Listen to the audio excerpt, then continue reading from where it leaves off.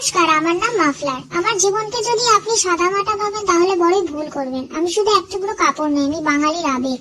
আমার জন্ম হয় এক কারখানায়, যেখানে এক সেলাই মেশিন আমাকে তৈরি করে। প্রথমে গেলাম এক দাদুর কাছে। তিনি আমাকে এমন ভাবে গলায় পেঁচিয়ে রাখতেন যেন আমি কোনো সর্পরাজ। শীতের সকালে বাজার নিয়ে যেতেন, কিন্তু সেই বাজার থেকে ফেরার পর আমার অবস্থা যেন বাজারের সবজির মতো ধুলো ময়লা মাখামাখি হয়ে গেল। এরপর আমার জীবনে এলেন এক ফ্যাশনেবল ছেলে। তিনি আমাকে এমন ভাবে গলায় জড়ালেন যেন আমি কোনো ফ্যাশন শো এর মডেল ভাবলাম, কিন্তু তারপর তিনি আমাকে বাসের সিটে ফেলে ভুলে চলে এলেন।